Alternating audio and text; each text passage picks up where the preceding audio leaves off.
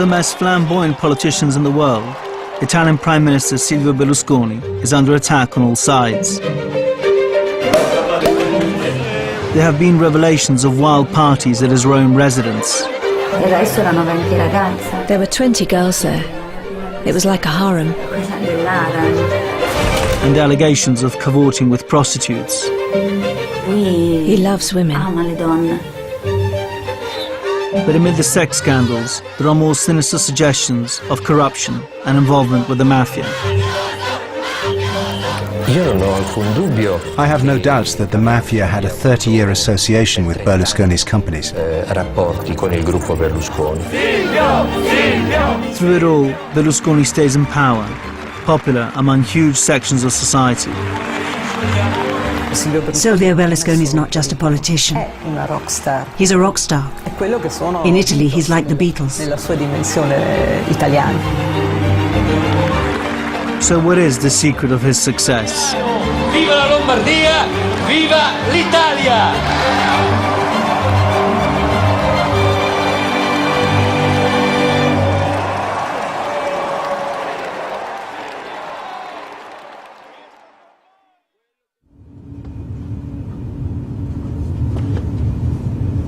Sono non soltanto, a mio giudizio, il miglior Presidente del Consiglio che si possa reperire oggi.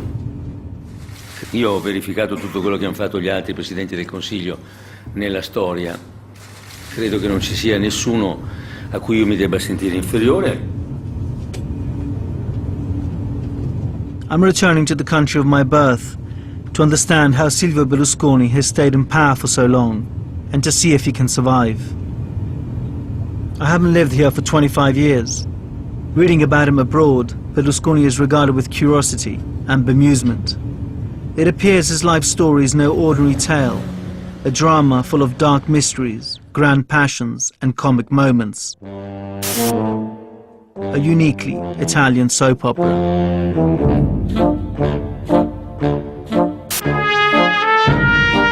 The man known abroad keeps the German premier waiting. First, the leader of the free world is tanned, and who is shameless about his own cosmetic surgery and hair implants, and whose reactions when challenged can be very undiplomatic. When a German politician dared criticize Berlusconi, his response shocked the European Parliament. Grazie. Signor Schulz, so che in Italia c'è un produttore che sta montando un film sui campi di concentramento nazisti. La suggerirò per il ruolo di Capò.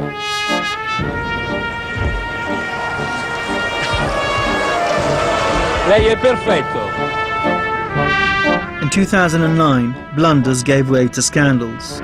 In the spring, his wife of 20 years, Veronica, announced she wanted a divorce, accusing him of consorting with young girls. And the year ended with him being assaulted in Milan.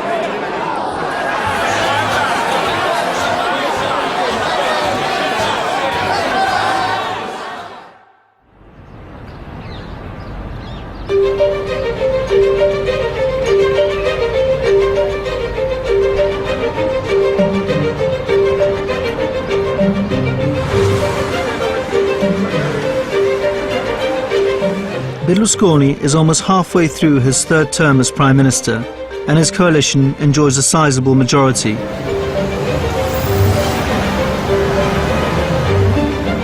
But a few days after I arrived, I realized there was another side to his story.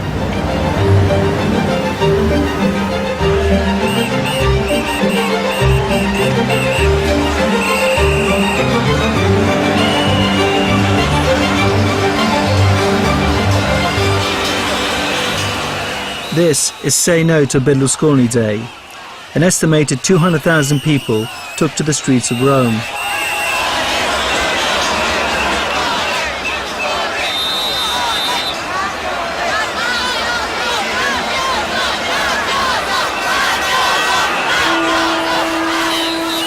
What struck me is how angry the protesters are. This is as much about personality as it is about policies. Cioè lui non mi piace, Non mi piace la disonestà, non mi piace la non chiarezza, non mi piace il modo in cui lui tratta chi non la pensa come lui, in poche parole non è democratico.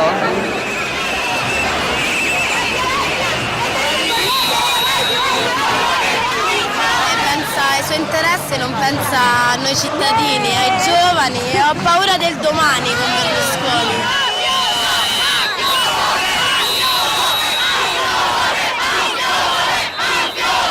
Ma la gente che lo vota, perché lo vota?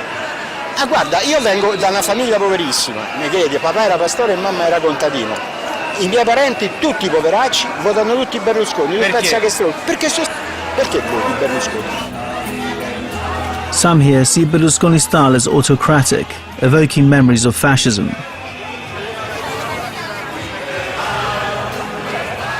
He's in a coalition with one of the most far-right parties in Europe.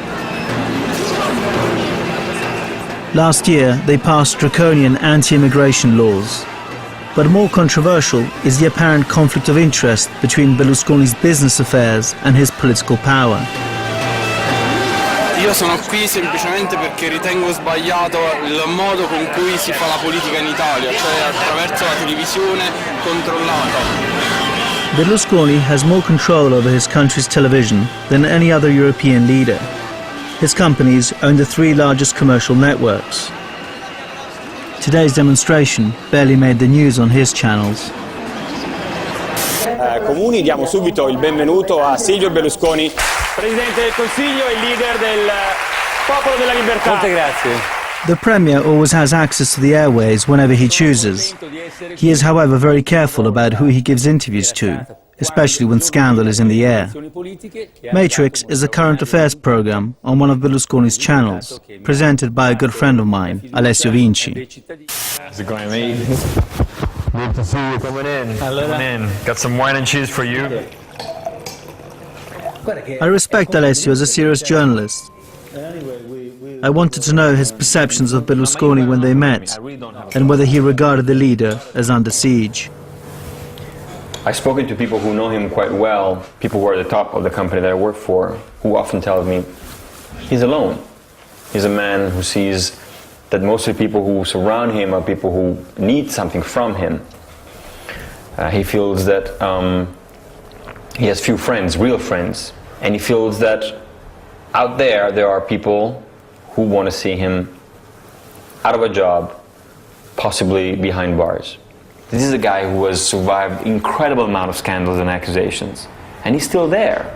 If they were in another country, he would never have survived those scandals. And it's precisely because he's managed to survive them that there is a problem with Italy. That's the whole point. Why do you have to call it a problem? If you don't like him, if you don't like what he does, if you don't like what he says, vote him out. Vote him out. The big question is why Italians keep electing him. Everything that for us Italians is a plus is seen abroad as being a negative, especially if you are someone who is a politician, who is a prime minister.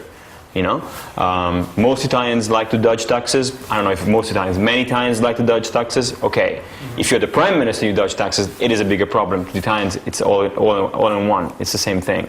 They don't make this difference. Politicians are not necessarily held up to higher standards. So the conclusion is really that the conclusion is, my friend Mark, Italians like him. They have the leader they like. It's as simple as that.